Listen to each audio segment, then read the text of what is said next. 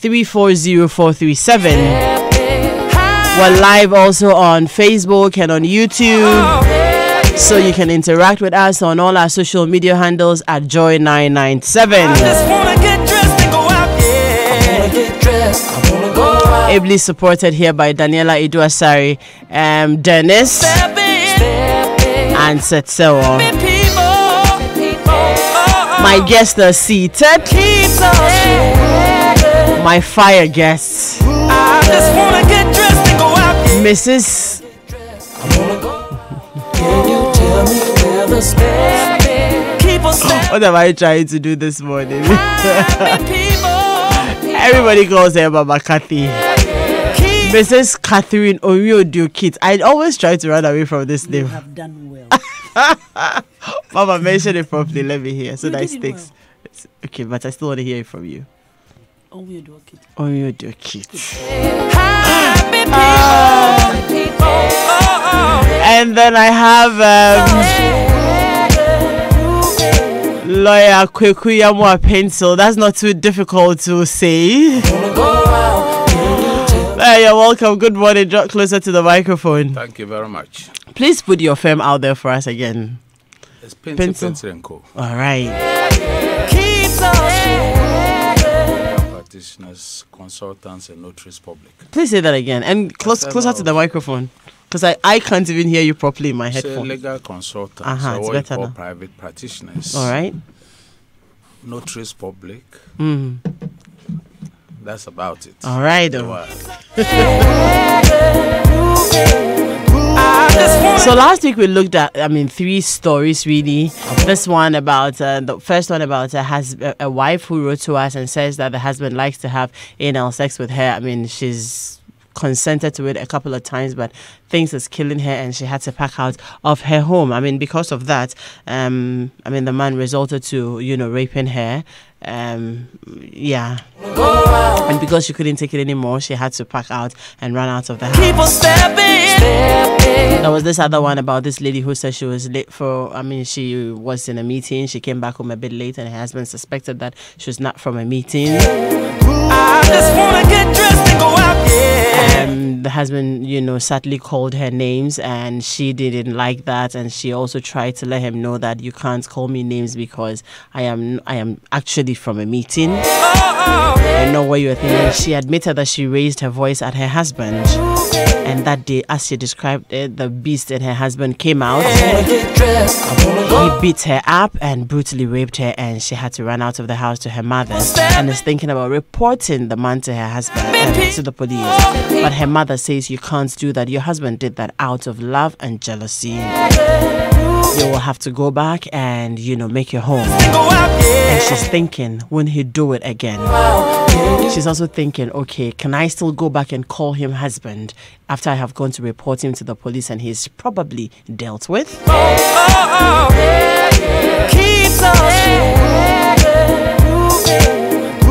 just wanna get dressed and go out, yeah. I wanna get dressed, I wanna go out. Can you tell me where the step is? Keep on stepping. And the third one talked about the fact that this man will not take no for an answer. He wants it and it has to be now. Sometimes even in the process of cooking, she has to, put the fire off under the food and then give in.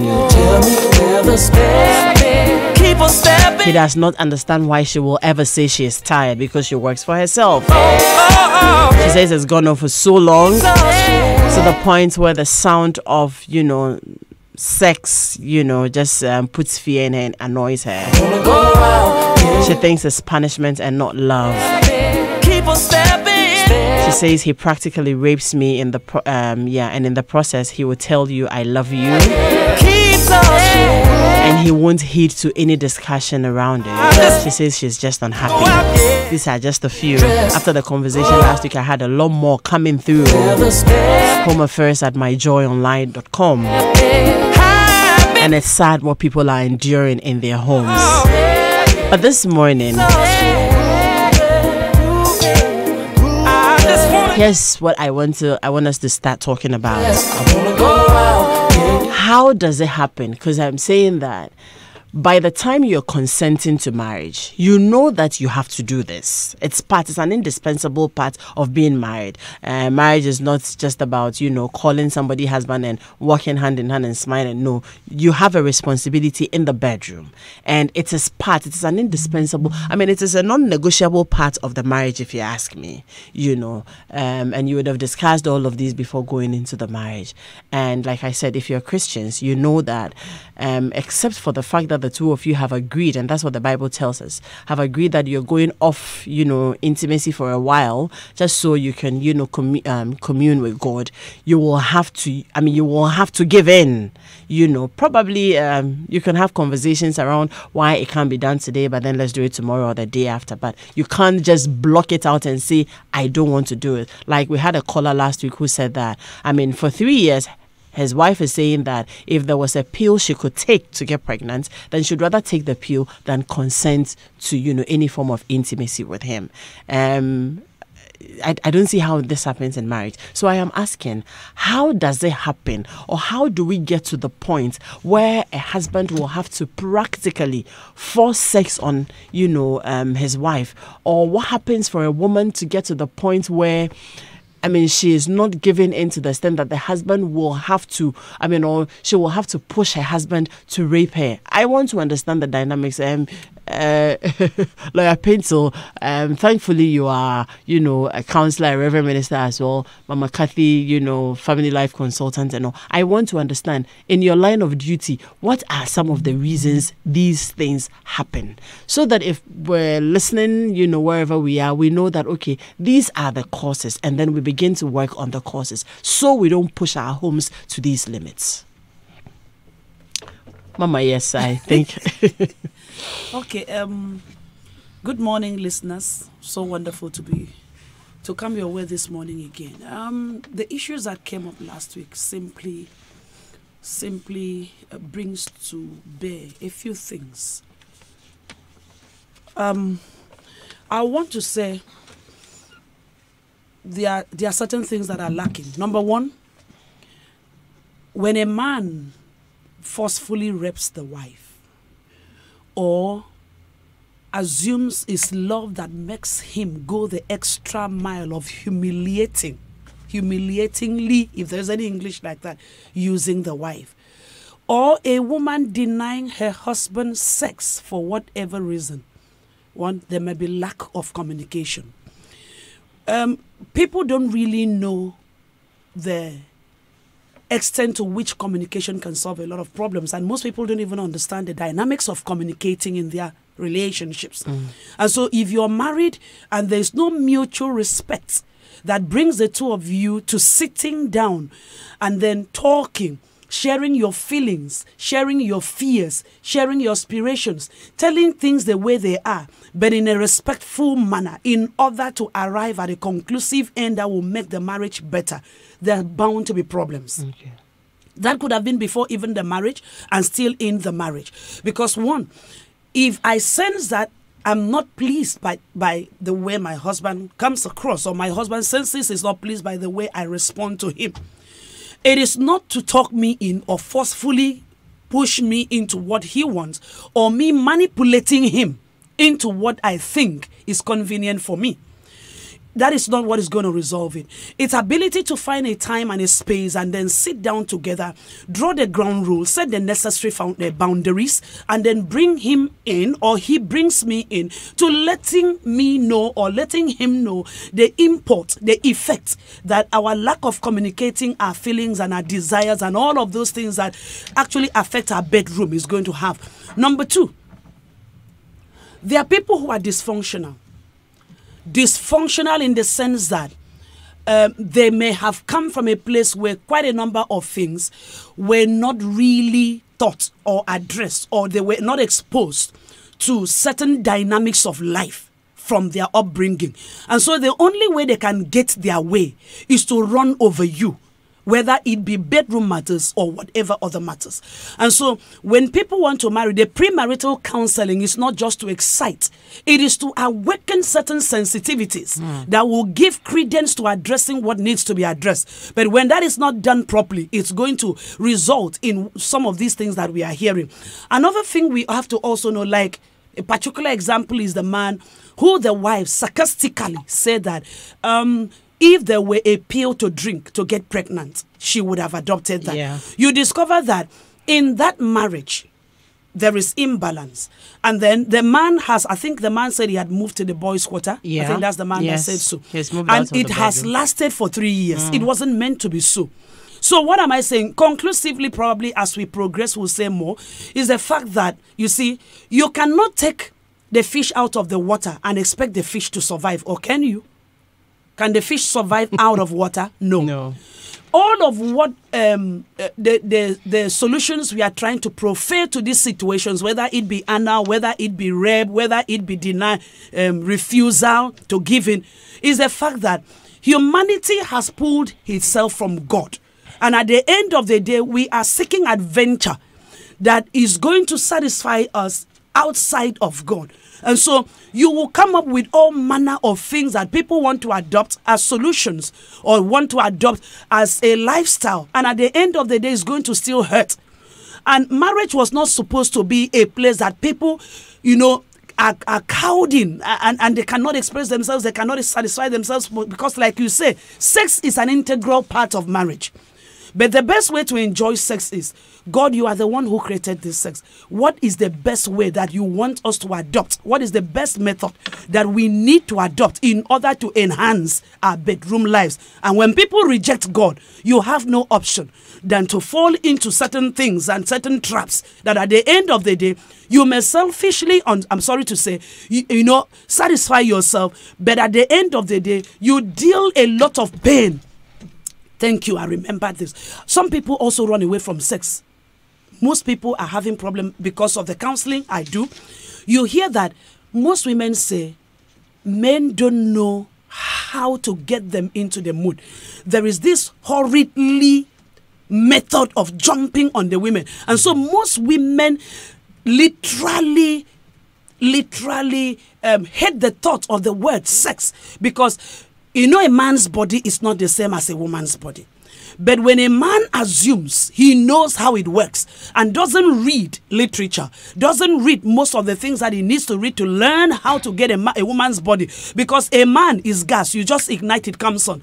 But a woman's body is not like that. You have to heat it for a while before it comes on. And so if you don't heat it for a while, you're going to hurt the woman. And at the end of the day, it's going to cause problem. And another thing that also we need to look into is the fact that when a woman gives birth, some of the women, they become, I don't know how to put this, Lord. Okay, they met, going back to anal sex, you discover that they say there's no more firmness there, there's no more tightness there. There's no more tightness there. And so the men say, okay, they derive pleasure here. But what do we know? Do you know that there are exercises one can do? Yeah. And then it will restore. So yes, ignorance, to a great extent, sometimes bring difficulties to our bedroom. And that is why we are here this morning, to let people know that it could be better, but we've got to adopt certain methods that will help us get there. All right. Yeah, I essentially agree with my colleague here, but maybe I like to put it in my own words or the way I see it. I think first and foremost, sex has been fantasized. Sex is a difficult subject, but I'll put it this way. Last week, I think I made a point that marriage is about the only institution in which you are certificated before you started. No training of any sort. Essentially, we're talking about two different people, different orientations, different backgrounds, different expectations coming together. I mean, their ideas of sex may not even be the same. In fact, most of the time, apart from even the very fact that men and women are physiologically different, and of course have different orientations regarding the same subject, sex, no two people are ever going to be the same. So my point as far as this matter is concerned, whenever two people have come together, it's a whole learning exercise. A completely learning exercise. The sex orientation between me and my wife, or the sexual relation between me and my wife, will be completely different and distinct from another marriage, based on my expectations, based on my desires, based on my drive and my wife's drive. So they're never going to be the same. Even based on your experiences, that past is so. experiences. They are never going to be the same. So it comes back to the point that it takes the two people in the marriage to work out their own everything as far as sex is concerned. I mean, and what it means, for instance, is that, I mean, we all assume that we all have one idea of sex, which is not true. And what it means is that when the two people have come together, they have to work it out. But, you know, what we tend to forget, or what we tend to ignore, or what we tend not to consider, is that we assume that there is one thing that everybody knows as a sex life. What we need to recognize is that there are people who are dysfunctional in the sense that they are either at the extremes or they are either at the lowest point. For instance, among women, we have women who are frigid. A frigid woman is essentially someone who just lies down and all that she does, in fact, also, I mean, it's not like she's doing deliberate, but it is something that it can come from an experience. Yeah. Some experience, some women go to school, secondary school, they engage in lesbianism, and they are so deep into it that no man can, satisfy her. Because, see, the kind of things that they use when they get into those kind of things, like those, those sex tools. I mean, these are vibrators. No man has a penis which can vibrate. And therefore, if you've got a woman who, for instance, had been involved in such activity and she marries a non-starter, the man could be Atlas. He can't do nothing. That's one. A woman, I mean, a lot of women suffer a lot of sexual thing when they are growing up. Some could be rape, some could be all kind of things. And it puts them off completely. I'm just giving you an example of these things. In the same way, on the side of the men, some have also been engaged in all manner of activities. And when they come into marriage, like last week I was talking about masturbating. If a man and you are used to masturbating, no woman can give you that sexual satisfaction that you yourself can use. Give yourself. And so, like, the point I'm making is that when you've started a marriage life, in spite of all these backgrounds, you need to work out each other. That's why my colleague was talking about communication. But, you know, because we don't talk about sex in our cultural setting, we carry it into marriage, and it's very difficult to raise them as an issue. But the long and short of this matter is that it can be addressed gradually. It can be people can work one another towards another. We know everything about women and sexuality. We know everything about men's sexuality. But like salvation, you say you have to work out your own salvation. You have to work out your own sex life. And you have to, I mean, see, the bottom line, both in law and in theology, is mutuality, consent, agreement between the two parties. Anything that is not based on agreement either violates the law of God or violates the law of the land. I mean, that's the bottom line for the what do you call it, the domestic violence law. But, you know, I like you also to appreciate that we need to go into history. You know, because the whole of society has been patriarchal for so long a time, it's amazing to think now, for instance, that until 11 years ago, we had a law that we inherited from the United Kingdom. That law permitted a man to do anything to a woman as long as it is within the marriage context, including raping a woman, or rather having sexual contact, forceful sexual. So, you know, what it means, the society has accepted it as a norm. And therefore, that reinforced conduct, behavior, and however and whatever a man did in the course of a marriage, I mean, irrespective of the woman's feelings, irrespective of the woman's attitude, whatever it is, a man could just do it. You know, we talk of men because it is known that when it comes to sex, I mean, the issue of sex, it's men who are predators. We call things, certain things we say animalistic. I mean, the animal kingdom is going to, I mean, revolt one of these days because the things that men do when they say it's animalistic, the animals don't do that. No animal ever beats the wife to the point of battering her and so forth and so on. And, you know, so those are the kind of things. So, I mean, in concluding my little contribution, the real point that I like to make is that everything is about training. A man can train himself. And you see, especially because sometimes we are dealing with Christians.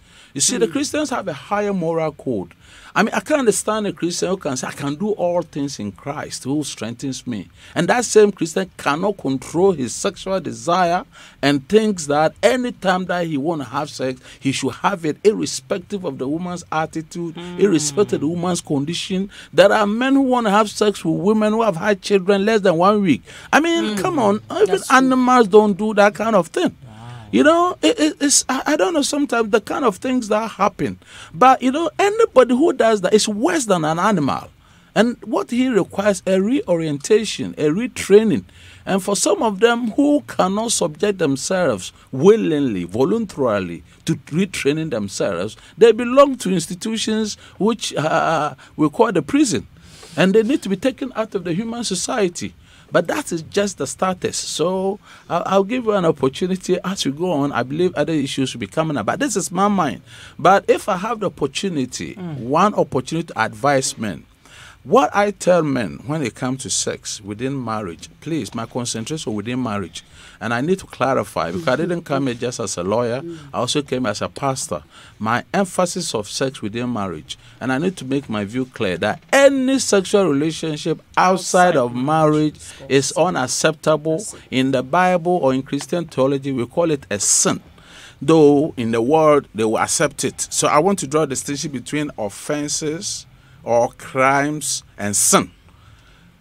A crime and a sin, sometimes they may meet the same time, but they are not the same thing. Because in the world, we have people who call consensual sex. Once you got a girlfriend, fair enough. But the point I was going to make is that I've always advised men in their relationship with women, as with sex, they should become what I call ever-ready battery. A man must always be ready to have sex, but upon prompting by the wife. Because women are more reserved when it comes to sex. These are scientific studies that proves these things. So a man must always be ready. I mean, that's what the women really expect of us. I believe my colleague will affirm this point that I make it. And therefore, but be ready anytime the woman wants it. But if we are ready, the woman may not want it. Don't force your way. That is the bottom line for me. That is debatable. So the man must always be ready for the woman. Ready. Afternoon, but then the woman evening, is permitted not to always be ready for the man. The woman, you see, because men are predatory, I mean, by nature. A man wants to have sex. You see, and please, this point is very important for me, especially for students. And I'm telling you that there are things that if women do not know, a man can have sex openly on the beach if the woman is ready. A man can have sex anywhere, whether people are passing by or not. So if we are growing up and you are younger, you are not wise, and you follow a man's, sexual whatever, you'll be in deep trouble. But my point that I keep making is that women, unlike men, in fact, this is scientific studies, please. I'm talking about, a man's desire to have sex, women's desire to have sex. This is scientific that proves at all ages that at all times, men are ready. But women are not almost always ready. And of course, because of women also use sex as politics, of course, for a Christian woman, I'll pray that you also be wise. And you see, the Bible is quite clear on this subject that, within the Christian context, it is only for a season when both parties want to give themselves up for prayer or for spiritual exercises, that the Bible is very clear that they can go away from it. But other than that, at all times, the Bible talks of consent, talks of mutuality at all times within the marriage. That's my point. Okay, but you see, before I move into what I want to do next, I think we would want to clarify this because, you see, marriage is between two people. Yes. If we're advising the men, we have to advise the women as well because we need peace in the home. If we're telling the men that, look, for as long as your wife wants it, you will have to be available to give it. What advice are we giving the woman as well? What if the woman doesn't want it? What if the woman doesn't want? So the woman always sits back. That's the challenge because the woman may now say, "Okay, this is what we said." The man always wants it, so I take the back seat. No. The what's Lawyer Pencil is saying is that the man will have to always be ready. Yes. For as long as his woman wants it or his wife wants it, he has to give. That's what you're saying. That's the bottom line. That's the bottom line for him. Yes. For as long as the woman is ready or the woman wants it, the man will have to give regardless. But I'm saying, but then he is saying that women may not always be ready. So I'm saying that if we're advising the men to always give in when their wives want it, what advice are we giving to the women? Because then now there are women who are listening who will say that, okay, but you know that they even said that we women, we are not always ready. So when you want it and I don't want it, you have to wait. Reasonable. The woman must be reasonable. You know, I'm very Mama Kathy, do you get the point? Perfectly. You know, I that point that I've made is a personal philosophy. And you see what it means. But now we have put it out there. Good. You know, and so we need to try and satisfy both ends. I can justify it. That's exactly what I'm trying to do. Because, you see, based even on studies, based on scientific studies, a man's sexual drive is always in overdrive. Yes. A woman's sexual drive need not, except, of course, in a few situations where, like, in we say ceteris paribus, all things being equal, a man's sexual drive is higher than that of a woman. But, you see, for the women who use sex as politics, that's the issue that we're talking about. In other words, I mean, to be unreasonable for any woman not to give in to sex for a reason other than maybe she's unwell, maybe of course, she has a period, and so forth and so on. In other words, she has good reasons why she don't want to have sex. But it starts from headache, it starts from my tummy, it starts from my everything. Leg. They have 25,000 reasons why they don't want to have sex. A man can only restrain himself.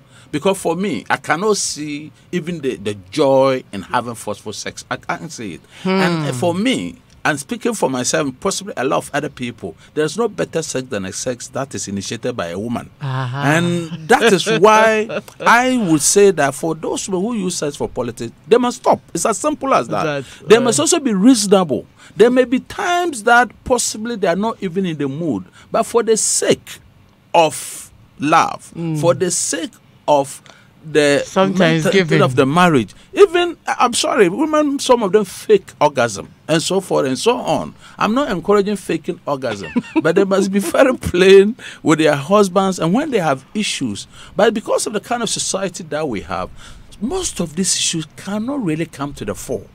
And that's why people must also put their mind, because how many husbands and wives are ready, for instance, to go and see a doctor, a counselor, a psychiatrist, and so forth and so on. Something is buried in the mind that is not allowing the woman to give herself the way she needs to do. So I go back to communication. People must come up, because in our society too, I'm very sorry, some of this I have to say them, there are certain subjects that are taboos. When a husband gets to know of it, that may even be the reason why he wants to divorce. I mean, so our women also have genuine fear. I'm very sorry. I appear to be a spokesman for women, but I'm sorry because of the kind of society that I grew up in. You know what I'm saying? The society that I grew up in, I cannot pretend that I didn't grow up in a society where it's essential patriarchal, all the rules and the laws. And I'm telling you that even when you go to our courts, I'm a lawyer, so let me speak about it. And you see the laws that have been formulated over the years about family. It's about male judges who have formulated these laws, and because every time that a judge says to make a law, he looks at himself. Here's a judge who goes from every station, has got a child at every station that he goes.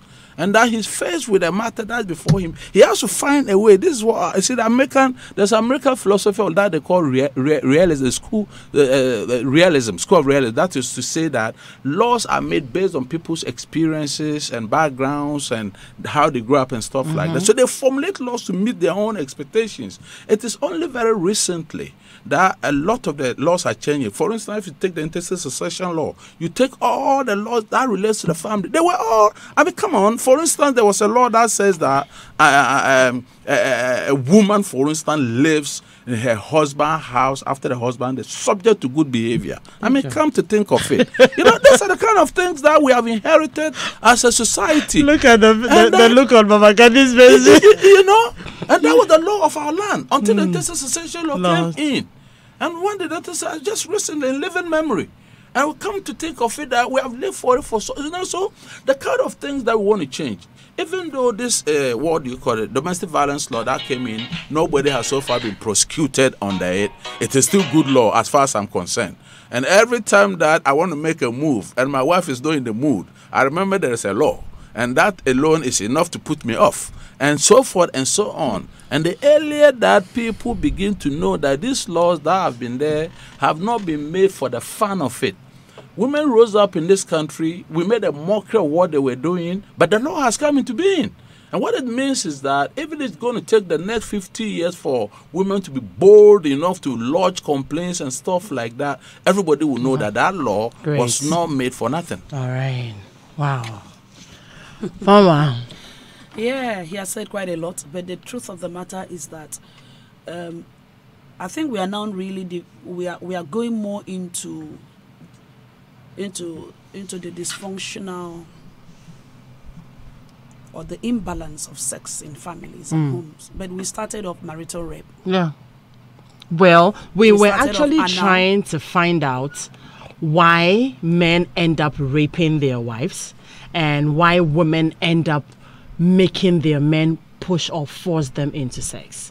We looked at the issues last week. We talked a lot about them. So I was just asking that, okay, this thing is still happening. You know, last week I was even asking a question. I hope that we can get some answer to it about the fact that there are some people who will not come out to say it's happening to them. They are enduring it. It is killing them. They may live with it until they die and nobody will know what they have been doing. For such people who can't simply just talk about it, what kind of encouragement can we even give them on the show before we go? So it is last week's conversation that has dovetailed into us trying to find out why does it happen. If we know why it happens, then probably we can begin to work things out.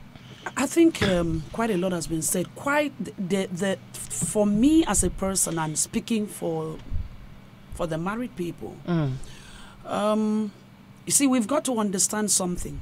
Like he said, it's a patriarchal system. Yep. But the younger generation of women, a bit stubborn, and that's why there's a lot of divorce. There's a lot of, if you mess up, I have a man outside. I know women who, because of the dissatisfaction, because of the oppression they feel they are getting from their men who always will not have a way, they'll sleep outside with other men. And when they have sex outside, it becomes a bit difficult for them to give in to their husbands. And this is wrong. It's an error. It shouldn't be so. So I still get back to the real thing. Conversation. Conversation. How much of respect do the parties have for themselves? How much value do they place on their marriage? Because whatever you place a value and premium on, you give attention to.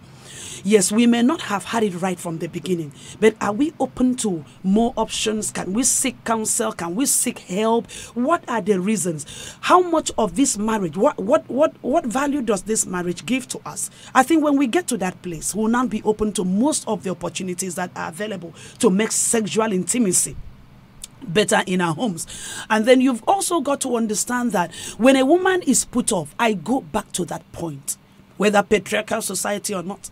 Today's woman, who most of them are the ones fending, some of them are fending for themselves. So financially, you are not contributing anything. Economically, they are the ones actually leading. Some of these women are the ones carrying the burden of the home. And you want to come and be husband on the bed without paying your dues. Some of these women will feel seriously opposed. I am not saying it's right, but let's be real and very practical.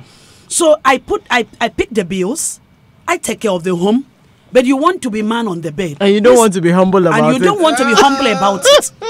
So please, may you make yourself very clear here. Please, what are you trying to drive at? And so they withhold good.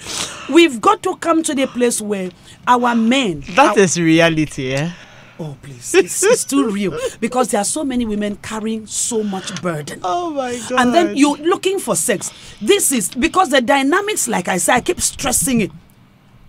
It's not the same everywhere. And seasons change. Before children come in, there is less work. When children come in, there's a lot of pressure. How many men, how many husbands are open to helping their wives through the day? Such that when they demand for sex, the woman will be strong enough to offer it. So you you are not the one putting the children out there, taking care of them, sending them to school, coming back to clean the house, coming back to cook, preparing the children for school tomorrow, doing all of this job. And the man just comes in, hops into the room and says, baby, can we go? And usually she has a job as well. And she has a job. She has deadlines to meet. She has a lot of things. But patriarchal system tells you the man doesn't do much. The man should not help at home, but you want the bedroom to be fixed. So we've got back to being straight and being very, very transparent with the realities that we are faced with. Husbands who sense that their wives don't respond, there is a reason a woman will not respond. And let me tell you the truth. When a woman feels satisfied in marriage, she donates herself without hesitation. It's a burnt offering. She donates herself as a burnt offering. And the truth of the fact is, even if she were raped and had terrible experiences before, a man who is able to manage a woman, irrespective of a sordid past, will have the best in the bedroom.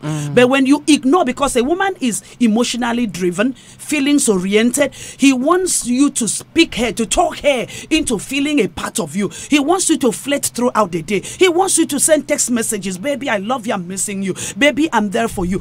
Because a woman responds to what she hears. A man responds to sight. So when you see the naked body or see the beautiful body there, you are driven to wanting to have sex. But how much of words have been communicated that validate her, that affirm her, that connotes respect to her, such that even if she's tired, she'll be the one that tells you, baby boy, tonight is tonight. No matter how tired, I'm going to show you. So we've got to come back to where probably the media and several churches, media and all of those bodies that God has raised up in our generation, we've got to come back to teaching people what is required. What does the man need, such that you won't force your wife or rape her? Because every woman is open to a man who is responsive to her needs, to her concerns, to her desires, to everything about. When you are responsive to a woman's needs, you won't drive her to a place where she refrains from you. But if you're not, so women, I believe that what you need to do is engage your husbands if they are open. But as a counselor, I'll tell you the truth. Most men don't listen. I can't generalize. Most men believe there are no problems. And if you cannot, like the legal aspect is stated here, I am the head. So I'll use my headship to put you where I want you to be. But it doesn't work like that. And in a generation where divorce rate is going up, I believe that we've got to look closely into what can reduce that by men taking responsibility of finding out the needs of their wives and bringing their wives to the place where they celebrate them and are open to them, irrespective of whatever past or experiences they may have had. You know, last week after the conversation, I got my inbox has been buzzing, phone and, the email as well. And there were a few emails and messages about the fact that, some women said that there are men who also deny their partners. There are some wives who also are very active. That's and true. Their husbands will just not give in to sex, and they feel like sometimes we make the conversation one-sided because there are some women who are also really suffering, women who want it, and they will have to practically beg and cry, for their husbands to even touch them. I think that's a conversation we really haven't looked at. Sometime we will look at having it. There's a woman who, for 10 years in the same roof, the husband never touched her. Yeah, but let me show you what happens. We have a society where when a man goes out of the marriage to have sex, it's considered normal. When a man defiles the marriage bed, he expects the wife to forgive him. It's like he thinks he has the right. No, he doesn't expect it. You will have to. It's his right. But there's really no reciprocity. When a woman is suspected of the least infraction, then there is an issue at home. So the man who goes out does whatever he likes, satisfy his sexual lusts, desires, and everything, and expect the woman not to. And you see, but for the fact that the society also has crippled the woman in that manner, the wife will not have bothered. She could also go and she come and both will be satisfied. That is at that point that the man then will wake up. But let me just comment a little about what my colleague said. I think personally, I believe that women are the major culprits in sexual blackmail. Women have used every excuse under the sun to deny their husbands. Half of them are fake. Because, see, as far as the responsibilities of the two people are concerned. Now you are Men talking have for got the their now you are talking for the own men. Now they'll be issues. happy. They'll Men be happy have with got you. their own problems. Men are running out and Oh my doing God. all manner of things, and they come home. And you think that everything is normal with them. The problem with men is that a man is not to be seen to be crying. I can hear a man out there saying that. Why didn't you say this we before? hold our emotions. We bottle up, and men will keep things to themselves. A woman will be ranting, the man will just be looking the woman in the face. Not because they haven't got anything to say, but it's not. It's not in their nature. Yeah, it's not in our nature to respond to just about every issue. So when things go on like that, you think everything is cool. Not everything is cool. Right. Because see, we can't even talk about the patriarchal society without recognizing that every male Ghanaian has got all kinds of responsibility outside the home, external family, our facade, all manner of things. You are juggling all of these things. The woman, every least problem that she's got, she turned the sexual whatever button, and then it's like a man must always spend his life talking, smooching his wife, smooth talking the wife, and whatever. We do our best, but please, for the sake of the integrity of the marriage, they must also appreciate. Yeah. And that's why I'm thinking that the women, I think they overdo it. Some women, Ghanaian women, yeah. they overdo it. And you see, because you see, I mean, women generally also can't express themselves too much. I mean, when they can't sex subject, men will also do and possibly overdo it. But you see, the real point about this issue, which is a very difficult subject, as I keep on saying, is that so every time they turn their distance low, they turn their battery low, they turn their everything low, and then like the man, you must then go and find a book of poetry and go and find a romantic song and go and find whatever, and then begin to, what do you call it, spend about 1 hour to talk the woman into, as if the man has got no feelings. It's true that men always want to do it, but they also have feelings. And therefore, I think that I like to use this opportunity to advise those women. I mean, I think it's like I said, it's blackmail. Essentially, it's blackmail that they blackmail their husbands into. But that's not to encourage the men. And because the men believe they got the strength or they've got whatever, then they would also resort to violence. And like I said, there should be a way of two people working together. But for everybody or anybody who's been in a marriage beyond 5 years, you begin to see that you begin to develop a pattern, begin to appreciate. There are times men too also, in fact, personally speaking for myself, there have been times that I wish I would never even have sex again. Oh. I've been so angry that I thought I would never have sex again. You know what I'm saying? That's a fact. Because you are so angry. Because but you want to withdraw from it. You know what I'm saying? By way of punishment. Totally, forever and ever. That's why I was talking about this man who had jumped out of his marital bed for 3 years. You know, it's like he thinks that he must carry on. No, come on. It's in a marriage.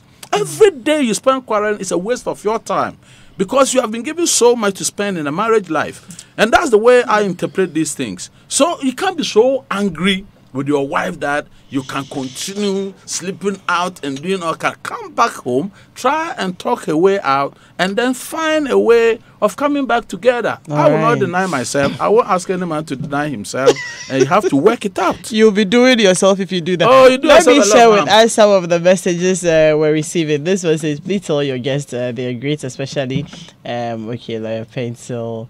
This is from Fifi Jampo from Babayara in Medina. Oh my world, Dennis. Oh, I have a lot of messages. Now let me share with you some of now I have this one from my very good friend Clifford. Clifford comes on the show as well. He says, Lawyer Pencil, a man must always be ready and the woman should not. Really? Adam, is there a reality in relationship to God and his word? In a generation period where divorce is high, male and female chauvinism must stop. Allow God's word to speak. Aku simply says, interesting conversation. Aku, good morning to you. I have Lene Mama Ellen Hagan. She says that are you surprised if they know the end result will be dissatisfaction? Why would they want to continue having mediocre sex? We can talk all we want, but we need to have places where couples can go to be taught how to make satisfactory sex without shame. Like if you're ill, you can go to the hospital for consultation. There must be a place for that as well. This friend of mine says that EKT, do you record these discussions? I'm enjoying this topic so well and wouldn't mind having a copy of it. Your resource persons are very knowledgeable. I'm glued to my radio set. Great. I'm not sure you want me to mention your name so that, yeah. Have you gotten it? Okay.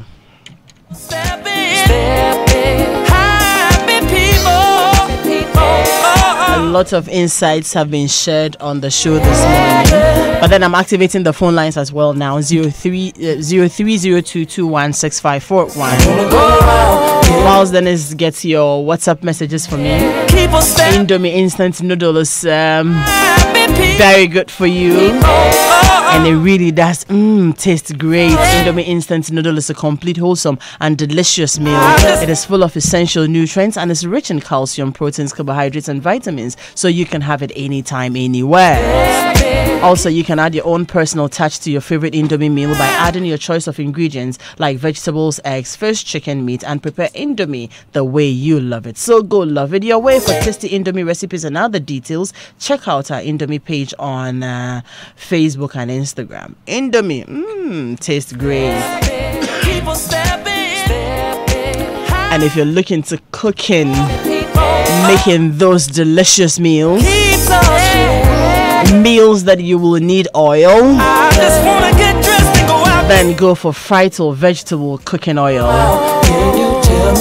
It is produced by Wilma Africa Limited. It is made from the finest palm fruits around the world, including plantations in Ghana. Due to its plant heritage, Frital is cholesterol-free oil. It is further fortified with vitamin A, which is good for you. Your favorite Frital is the only cooking oil in Ghana endorsed by the Ghana Medical Association. When it comes to cooking oil, you can never go wrong with Frital. Frital, making life memorable. And throughout the week, you have to keep listening to JoyFM because Frital is running some very interesting promotions. You can win big on drive time.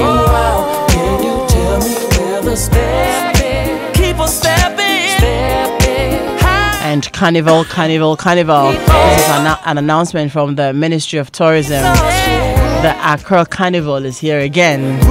The Ministry of Tourism, Arts and Culture, in partnership with the Ghana Tourism Authority and the Accra Metropolitan Assembly, bring you the 4th edition of the Accra Carnival. This flagship event on the tourism calendar is under the theme Using Art and Culture to Promote Our Economy. Date is Saturday, November 3, 2018. That's today at 9 a.m. prompt. Catch the carnival train by joining our fun-filled walk with from the Kwame Nkrumah Circle through the principal streets of Adabraka to Manchagbuna, to Accra Central, through Rollins Park to Bank of Ghana, through John Evans at Mills High Street, and finally to the Independence Square, where the celebration will be climaxed. You will be thrilled with exciting performances from Wulamo. Join us as we parade the streets of Accra to showcase our fascinating Ghanaian art, to experience our diverse culture and well-framed hospitality through a variety of food, music and dance. Sponsors NLA Ghana Airports Company and GCB. Media partners, graphic event partners, Media Magic and Research Systems.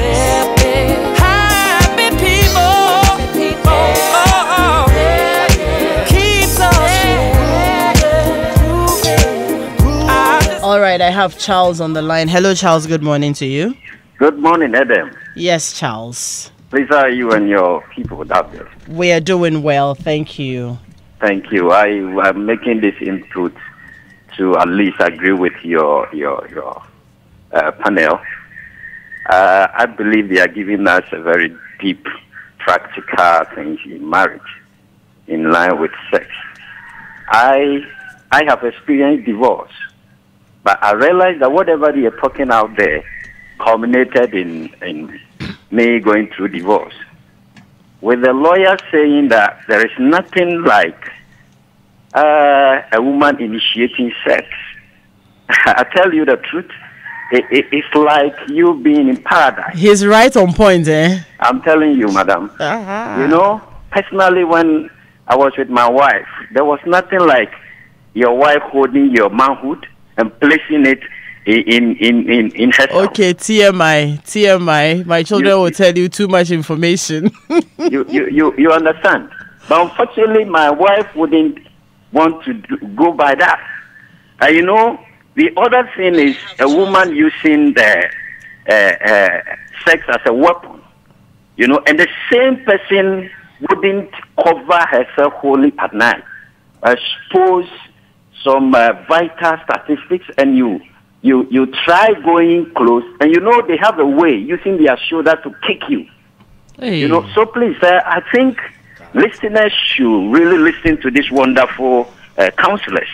If we should take at least 60% of what we're telling us, our marriages will be saved. All right. Sex is so powerful. Go to our courts, and a whole day is set for divorce cases. So please, let's go back to God. Let's consider what He has set up for sex in marriage, and trust me, our world will be a better place. Thank you very much. Thank you, Charles.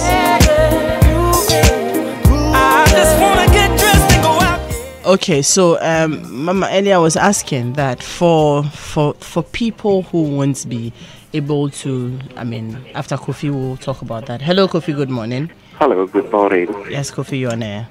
Yeah. I think our gentleman in the studio is being so harsh on men. Honestly, I'm against anything that any husband would do to a woman, especially when it comes to sex, rape, and all those nasty things. In as much as I stand against those things, I believe the woman has a greater role. Because honestly, if a woman denies a husband sex, the whole day in the office is gone bad. So, in as much as we are ready, they should know that they should equally be ready as well. Because if I come home and there's no food, I'll be okay. And one thing that I can go out and get to buy is sex. I can buy food anywhere. And in as much as I agree with what the man is saying there, I believe if we stop chastising men so hard like that, we'll make marriages better. Because we are both into this. Thank you. All right. Thank you very much. Now, I have a message here that says that kindly help me with this. My husband has been out of the country for the past 16 years and always wants phone sex with me, which I ignore, and it's given us a lot of problems. What should I do? Are you saying that he hasn't been home in 16 years? I don't know how, how you survive a marriage like that. 16 years. And he's been out of the country. Probably you want to clarify, does he come and go, or he's been away for 16 years straight and you haven't seen him? That will be a very tough one.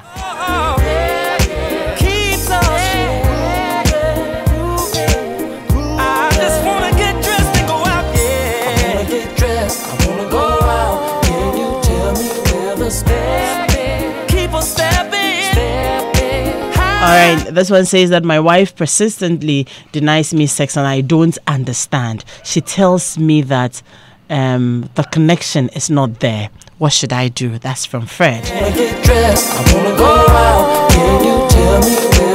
Hi, Andrew. Good morning. Good morning. Ask the gamma will say, insure ye.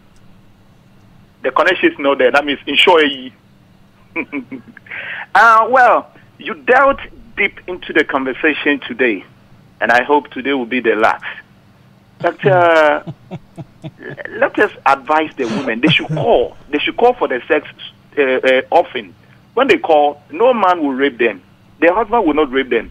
But it looks as if sometimes they don't want to call. Even if you approach them, they will give you so much excuses. Excuses that will not end at all. Anytime at all, they will give you.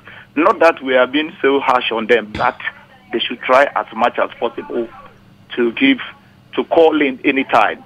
If you are calling anytime, a man call, a woman call, I think it's very nice. Really appreciate it when they call.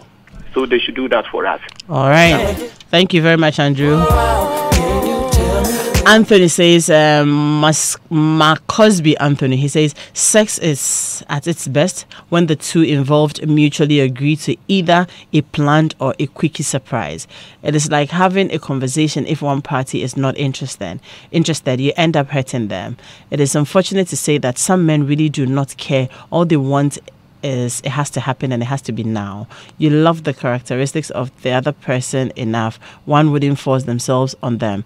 Yes, do not deny each other intimacy, but please put love and care above your want of sex. Let us strive to be human enough to see sex as a form of worshiping God in the purest of conscience. I am really grateful for educating me every Saturday morning. Thank you, my friends. Oh, thank you, Anthony Ma Cosby, for staying with us. You're very, very, very loyal. I just wanna get dressed and go out, yeah. All right, I would, okay, and just, I'll come back for us to have that conversation before we go. Hi, Kwame, good morning to you. Good morning. Yes, you're there, Kwame. Yeah, first of all, I'll go back to the original topic. The man who was insisting on analysis all the time. I think he should go to the Supreme Court to get an interpretation of this word action. But then, this is tough. I'm married, and going without sex for 2 years is common in my marriage. This year is no exception. Are you Kwame from Kaneshi? Yeah. Okay, I was just about reading your message. Okay, then you can read that. Oh no, go ahead. You're here already. Go ahead. Yeah, because that's it. And I just wonder, every time it's about the woman, the woman, the woman. So if you see the same message I just asked, is that all about the woman?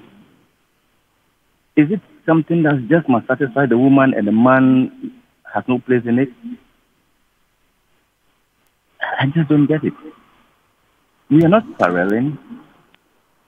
We sleep on the same bed. Let me ask you, are you still married? Yes. So what happens for you to go for 2 years without sex? You have to ask the woman. I mean, I just stay put. Could it also be that some men are not doing something right?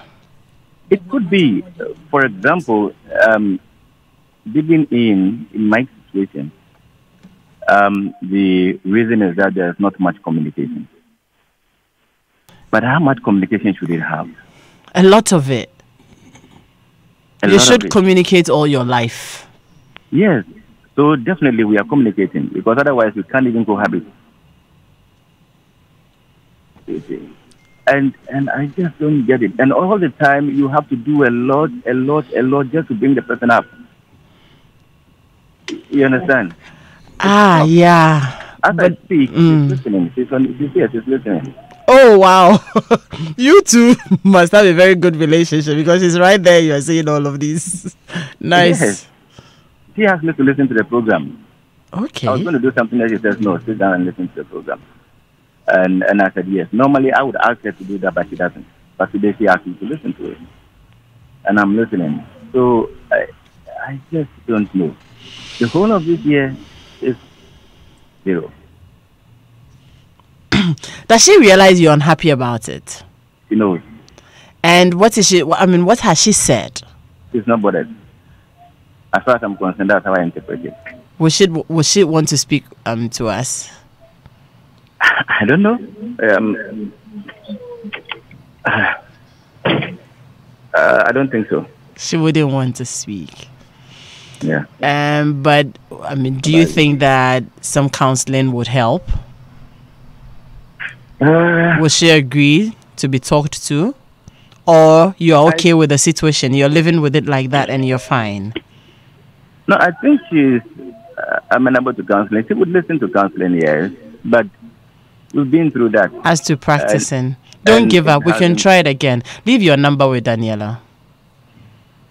If you have my message, I suppose you should have my number. Okay, yeah, I've seen it here. It's true. Oh, no, let me read you. I mean, you might think my wife denies me sex sometimes after 2 years, but that comes nowhere near this beastly treatment. Going without sex for a year is normal in our marriage. Is that not your message? Yeah, that's it. Okay, so I found the number. Don't worry. We'll get back to you. All right. All right. Thank you very much. Wow. Keep on stepping. Yes, Mama Kathy. I've been saying that there are people, for instance, this man, I mean, he is not being raped really, but it's like you will have to resign yourself to this fate. Much as you're not happy, you will have to live that life and, you know, just stay in it like that and try to make it work regardless. So I'm saying that, especially so for women who are being, don't worry, the men will have a conversation and talk for you, really, like dedicate and talk about the women who are, you know, torturing their husbands too. We'll talk about you, your time is coming. But for women who are suffering in their homes, like who are being raped and treated badly, and all those, and are unable to report, they don't see themselves working out, probably because the kids are still very young or whatever it is. There are people who, they won't just do anything about the situation, but they are suffering. They're crying in their rooms every time. And probably you want to share some words of encouragement with them this morning before we go. Yeah, I would really want to do that. But I want to say to all the men, mostly the men that are being denied and then a lot of things going on and they feel that they have done their part and their wives are not really responding, there is hope. There is certainly hope. And I believe that you can, as the head of the family, if you're a Christian, please pray about the situation and ask God to direct you on what to do in order to resolve the issues. Don't go outside. Because when you do, if you have children, you open them to certain things that are not right. Now, I'm coming back to women who are going through a lot of stress, assault, and what have you. And they are weeping, they are crying. There are several of them, they are listening to us. My candid advice is, if you feel convinced, which should be the right thing, that you need to remain in that marriage, I believe that you need a support group. A support group that thinks God, that works God, that believes in God, that can help you weather the storm until the change comes. And also, I believe that you need, I spoke on this message, managing pain for maximum productivity. If there is no physical abuse and assault that physically will take your life prematurely, I believe that there is a way to handle those things. And I'm available because I have seen it work. You don't need to cry. You don't need to cry because the season will change. One thing that such a woman should do is never allow your man's insensitivity, in quote, to destroy who you are. Because when you feel you are assaulted, when you feel you are raped, but for anal sex, oh Lord, I don't want to generalize. I don't subscribe to it. I don't subscribe to it. I don't subscribe to it. For rape, I used to have a problem with believing that a wife could be raped until I began reading wide and knowing that there's a lot of disparity in some marriages where the men's position is way above the women and they truly reduce them to nothing and they don't have any sense of worth. Okay, so I'm believing that now. If a woman is continuously raped, I believe that you should take it out. You should be able to report. All right. But it may not be easy, like the mother who advised the daughter, who are you? I would say, if it's one time, sit down after a while, pray about it and engage the man. But if it repeats itself, I believe that you should be able to vent it somewhere where the man could be called to order. If it's repetitive, you will have to do something about it other than just sit in there and, you know, weep. I'd like to say a very big thank you to the team at Food 101. They bring us breakfast every morning by the time the show is done, and breakfast is ready. So right after here, we have breakfast before you go. And you can contact them on 020-817-5025. The messages we received today, oh my God. I think one of the conversations we should be thinking about having with regards to everything that I am hearing from my guest here is to talk about love languages. You just may be approaching wrongly. You just may not be speaking the right language that is drawing the person close. So we'll look at having that conversation very soon. And this last message, my wife gets annoyed when I send her love text messages. I don't see how that happens. But our time is up. We have to go now. Lawyer Pencil, thank you very much. We will be engaging you some more. And Mama Kathy, God bless you. About this, I just want to say, what's the word to Wapam Ejamwa and Wotu Okrafo? Because essentially a male-dominated issue, we have to advise the men as the first of the options, All right. then we can always talk to the women also. Also, all That's right. why we have the problem. Sure. Thank you too, and thank you all out there for doing the listening. My name is Adam Knight. Say thank you, Daniela. Thank you, Dennis. Thank you, Said. The Weekend City Show is up next. I wanna go out. Can you tell me where the stairs